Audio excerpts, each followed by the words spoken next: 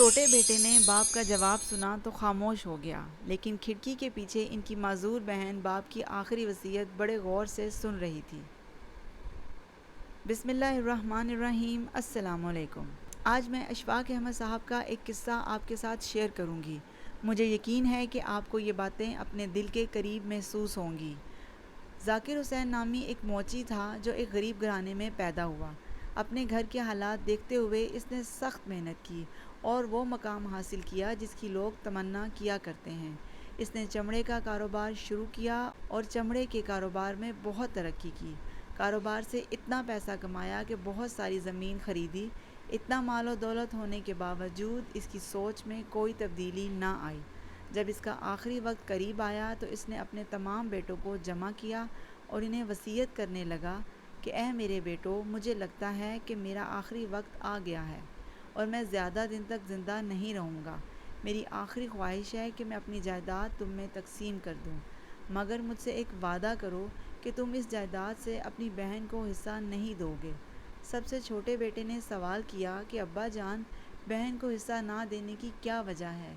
بوڑھے باپ نے جواب دیا کہ میں ان کو اس لیے جائیداد میں حصہ نہیں دے رہا تھا کہ میری یہ جائیداد خاندان سے باہر نہ جائے، اس طرح میری یہ زمین غیروں میں چلی جائے گی۔ کیا تم لوگ ایسا پسند کرو گے کہ تمہارے باپ کی محنت کی کمائی غیر کھائیں؟ چھوٹے بیٹے نے باپ کا جواب سنا تو خاموش ہو گیا، لیکن کھڑکی کے پیچھے ان کی معذور بہن باپ کی آخری وصیت بڑے غور سے سن رہی تھی۔ وہ سب کے سامنے آئی اور روتے ہوئے کہنے لگی، ابا جان، ساری زندگی آپ کی خدمت آپ کی اس معذور بیٹی نے کی ہے۔ میں ایک بازو سے محروم ہونے کے باوجود آپ کی خدمت کرتی رہی، اور جو بیٹے مجبوراً آپ کا حال کبھی کبھی پوچھنے آتے ہیں، آپ ساری جائیداد ان کو دے دیں گے؟ ابا جان، میرا آپ سے ایک سوال ہے۔ بیٹی کو جائیداد میں حصہ دینے کا فیصلہ تو میرے اللہ کا ہے، تو کیا اللہ کو علم نہیں تھا کہ بیٹی کو جائیداد میں حصہ دینے سے جائیداد غیروں میں چلی جائے گی؟ اگر آپ کو اپنی جائیداد کی اتنی ہی پرواہ ہے کہ غیروں میں چلی جائے گی، تو آپ نے اپنی بیٹی ہی غیروں کے حوالے کیوں کی؟ میں تو آپ کے جسم کا حصہ ہوں، تو کیا کوئی اپنے جسم کے حصے کو اپنے آپ سے الگ کر سکتا ہے؟ اگر ایسا ہے تو میرے بھائی اپنے ہاتھ کی ایک ایک انگلی کاٹ کر میرے حوالے کر دیں، میں اپنی جائیداد انہیں بخش دوں گی۔ ابا جان، آپ ایک ایسے سفر کی طرف جا رہے ہیں جہاں آپ سے ضرور پوچھا جائے گا کہ جب بیٹی پیدا کی تو اسے محروم کیوں رکھا؟ پورے کمرے میں خاموشی تھی۔ تمام بھائی اپنی بہن کے سامنے سر جھکائے کھڑے تھے، جبکہ اس کا باپ بیڈ پر پڑا رو رہا تھا۔ اس کے پاس اپنی بیٹی کے سوالوں کا ایک بھی جواب نہیں تھا۔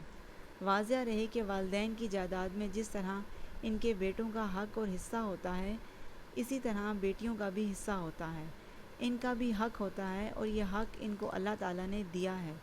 والدین کے انتقال کے بعد ان کی جائیداد پر بیٹوں کا خود قبضہ کر لینا اور بہنوں کو ان کے شرعی حصے سے محروم کرنا ناجائز اور سخت گناہ ہے۔ بھائیوں پر لازم ہے کہ بہنوں کو ان کا حصہ دیں، دنیا میں بھی دیں، ورنہ آخرت میں دینا آسان نہیں ہوگا۔